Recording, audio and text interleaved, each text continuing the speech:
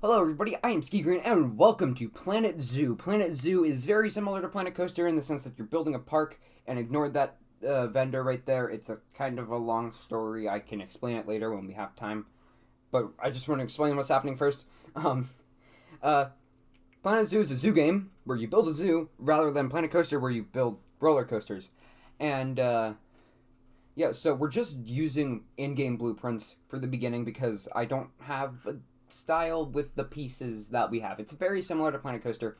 I will point out differences as we go along, but one of the biggest differences that you can see right here is that the facilities actually have doors on them and they will have windows. I don't know if you can see that right now. Can you? Not sure. But I'm taking out loans here. I just take out all of them. And I'm taking a look at different stuff there. Sorry, I've got the hiccups. Silent, but, annoying. So, yeah, we're going to be building a timberwolf habitat first. Timberwolves are just normal wolves. You can find them, I believe as you can see, that's the map. I should have a link to the entire Zoopedia eventually. And once I have a higher production quality of these videos, I can pop up a little info card about each animal, which I think would be kind of cool, but not yet. And we're building a habitat barrier with glass. So each animal has a requirement for their habitat barriers, barrier strength, barrier height, and if it's climbable or not, right? You don't want anything climbable for timber wolves, I believe. You don't want anything climbable. You want it to be at least 1.5 to, I think 2 meters is a good area, is a good place. And then you need at least a resistance grade of 2. Anyways, now I'm hiring in our staff. That's what they're called. And I was looking into the one vendor who was from... I tried building a custom building, but it didn't work out. And that's why that vendor was there, because I removed a building. That's why he's there. Anyways, we've got the wolves in their habitat, and now we need to build the habitat the way the wolves will like it. Now, building habitats, you got to know what you're doing, right? So,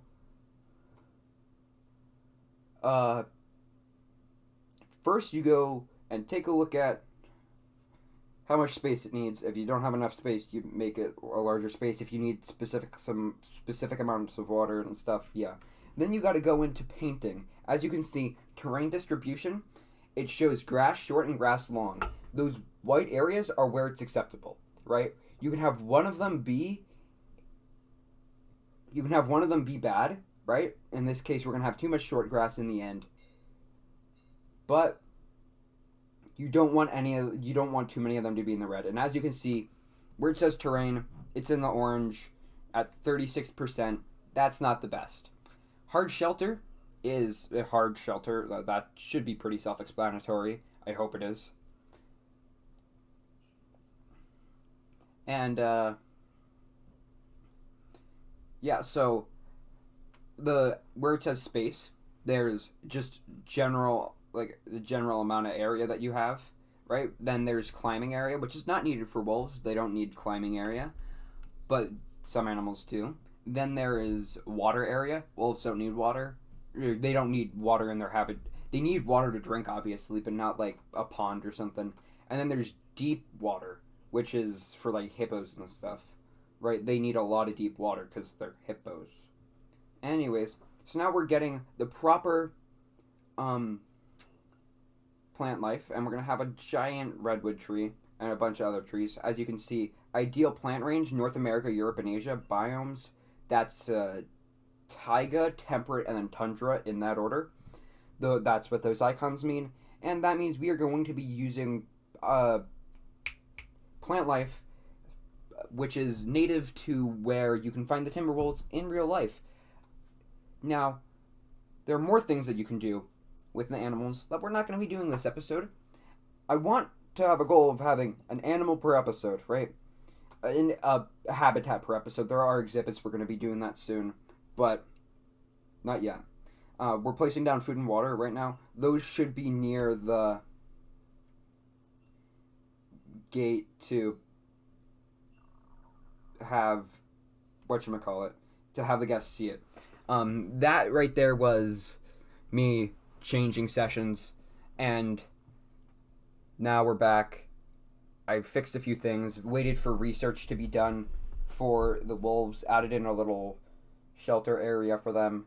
That was off camera. Research in the research lab gets you different, like, toys for the thing. Enrichment is what they're called. You can have enrichment for feeding. You can have just normal toys, like a chew toy or something like that. Sprinklers are also a thing. And then you can also research diseases, and then the workshop allows you to research different building themes, right? These are exhibits. Exhibits are, well, they're exhibits. Versus an entire habitat, you just build a little exhibit, you change the temperature inside the exhibit and the humidity inside the exhibit to what should be acceptable for your animal. And then you just put it down and leave it there. So, for the most part, that's most of the building we're going to be doing in this episode. The rest of it is going to be managing a zoo. Now, more and more, we're going to be unlocking upgrades for our wolves. The wolves are our pride and joy of our zoo. That's what you're coming here for if you're coming to the zoo. You're coming for the wolves, because the wolves are cute. And they're wolves. Like, who doesn't like wolves, right? They look like normal dogs. But, yeah. Oh, I'm adding in the monorail. Well, I will be. And that right there, I got a notification that they were about to mate. When they mate, they have a chance of... their female wolf has a chance of getting pregnant. And she ended up getting pregnant within a while. After 2 or 3 tries, she got pregnant, and we got a baby. And I believe the baby is the thumbnail. And I just discovered that you could pop balloons, which is the best thing ever. And I played... all the balloons popped. It was awesome. I'm a horrible human being. But yeah, these are our wolves. We're going to be playing around with them a lot. And what's next? I was looking around inside the area. Oh, VIP guests. So we're playing franchise, which means there's a world market for animals, right? Animal trading and exhibit trading, right? I'm interacting with the entire world. Right? Our zoo is the Ottawa Zoo, because Ottawa is the nearest city to where I live, and just, Ottawa doesn't have a zoo. Ottawa Zoo, that works. Oh, and our inspector just came. We got a good cleanliness and a bad education, but it's fine. Anyways, Ottawa's the nearest city to me, so I decided to make the Ottawa Zoo, right? And we're trading with people from, I don't know, not actually from China, but zoos in China. That's how we can get panda bears. We're trading with people from Africa. That's how we can get the lions. We're trading with people from, what's another really obscure place? What's a really weird and niche country that barely anyone knows about? I don't have a good one. Anyways, yeah, I'm just looking around the park now. It's rainy, whatever. And now I'm looking at the anaconda. And what am I going to do next? I forget what I did after this. I was looking at the workshop. We're researching the New World theme, because the New World theme is modern buildings. And then, oh my gosh, it's starting to snow. Right? Up here in Canada, it snows a lot. So, this is pretty accurate. Snow is just part of your life. It's part of, a half of the year is just covered in snow. If I look out my window right now... Sorry, I'm messing around with my curtains. I've got, a good half a foot to a foot of snow in my front yard. It's a part of life in Canada. Also, the coolers... allow the snow to stay there for longer. As you will see, you'll watch it melt slowerly. I want to have, I love uh made up words like that, or like funner. Funner is an awesome word. Words like that. It's weird, but like I am someone who I love semantics, right? I will get into semantics a lot, but like language, I am a descriptivist. If you know what I'm saying when I say funner, funner means more fun. Is it a proper word? Is that the proper way to say it? No. But you know what I mean when I say funner, okay? And that's what matters, right? There are two types of people when it comes to language: descriptivists and prescriptivists. Prescriptivists, like if you go to the doctor, you get prescribed medication. You get prescribed a medication, and it is, you're told that that's what you need to have, right? You're prescribing it. You're saying this is how it needs to be, right? And also, barriers will dilapidate over time. As you can see, there are holes in the glass, which is bad, but now it's getting repaired. Anyways, prescriptivists just say, this is what a word means. That's what it means, right? A descriptivist says, yeah, sure, I'm not technically correct, but do you understand what I'm saying? Is this how you would use the word? Even though the word doesn't exist, it's not a real word. Do you understand what I'm saying? Does it make sense? And can you properly communicate with me like this? If all of those are yes, then the word works. Anyways, Rhea, I'm gonna call her Rhea. She was about to give birth. When she gets up, she will walk around and she's gonna lay back down, and at that point, she's gonna have a child. And you could just see the other wolf pooping. The animals poop in this. Yeah, they can poop. And now look, she's gonna lay down, and look, we've got a little baby. Anyways, my connection cut out at that point, like just completely cut out. And you need to be online to play this because you're trading with people around the world, right? And now we're building the monorail track. And it's snowing again, which is going to be a common theme. Snow. But, the issue is, I guarantee you, like, other than, like, my local fan base, which I consider, like, people who I'm friends with because of a local area, and, like, people who watch my channel because they know me somewhat and are in a local area, yeah, January, February, that's when the snow starts. But most people who don't experience snow, Christmas time is when you think about it, not in the middle of winter. For example, Florida. You're not getting any snow. Last time it snowed anywhere near Miami, I believe, was the example. It was a thing about Amtrak and stuff. It's a long story. I'll link to that video in the description. But it is a long story, and I will link to the video in the description. It is an interesting video about Amtrak, but it was a thing about like how Amtrak said that like at their Miami terminal or something, they had snow clearing costs. Yeah, no, the last time it snowed anywhere near Miami was 1976, I believe. That's what I remember from the video. It might be completely incorrect.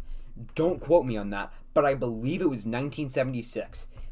For reference, the original Star Wars came out in 1976. Okay? That was only 7 years after the moon landing. Right? Like, people think the 60s and the 70s, there's a huge gap. Right? At the beginning of the 60s, you had, like, people were just coming out of, like, the, I guess,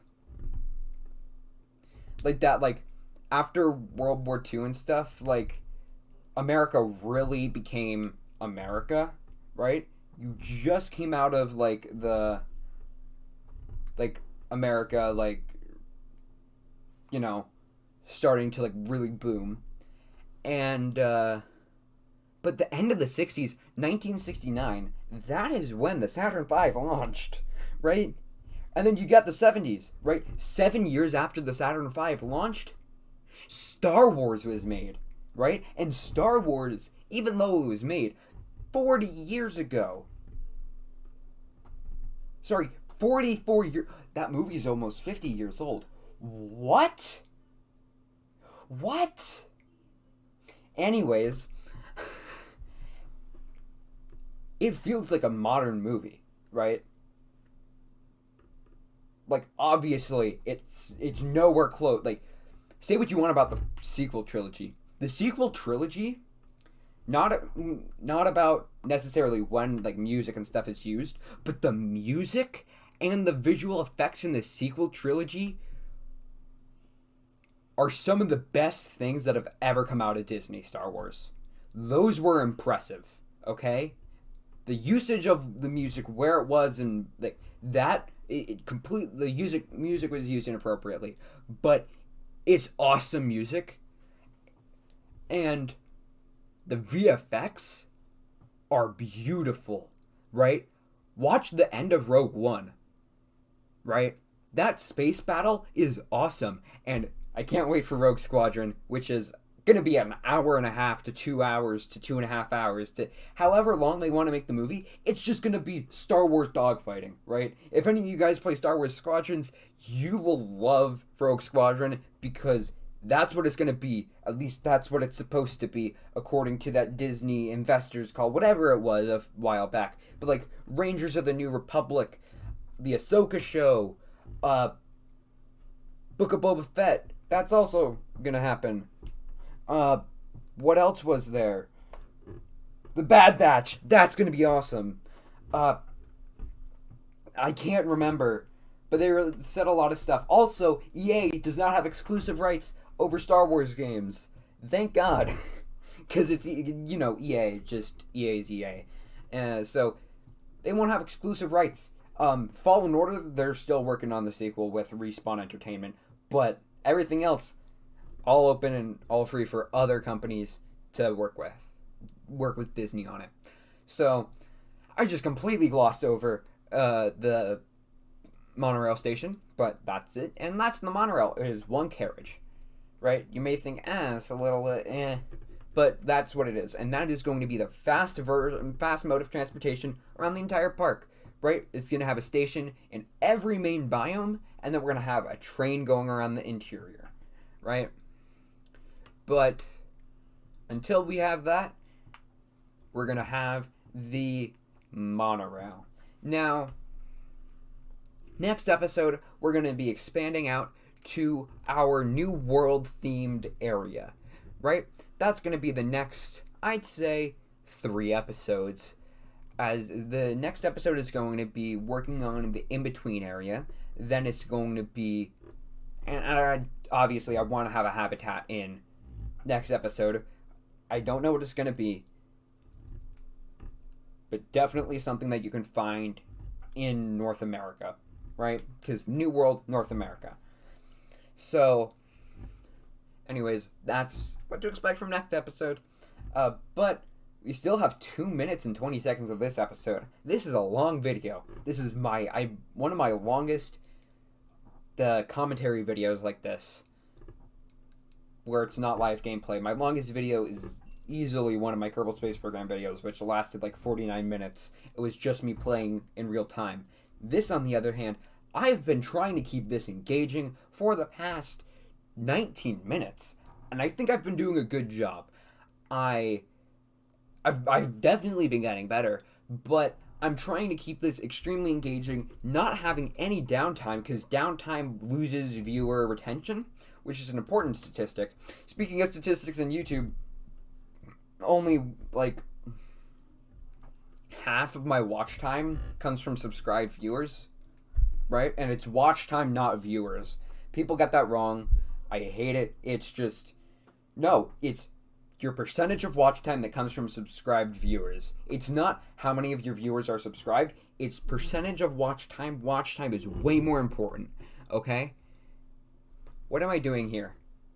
I just didn't move my camera. Oh gosh. Well, this gives me time to talk about something random. What's a random thing to talk about? Oh, liking and subscribing. If you've made it this far into the video and you've not already subscribed, what are you doing? I need the subscribers. And, like, obviously this sounds like begging for subscribers, and it is, because I am begging for subscribers. I need the subscribers. If you guys enjoyed it, please leave a like and subscribe if you've not already subscribed. If you've made it this far into the video, then you clearly care about this kind of content. So leave a like, subscribe. You guys know that. Hopefully you do. And we're about 20 seconds away from the end of the video, so now the end card should be popping up. Most recent video, as well as the Planet Zoo playlist, or at least this Ottawa Zoo playlist. And like, subscribe, share if you know someone who would like this content. 4, 3, 2, 1, goodbye.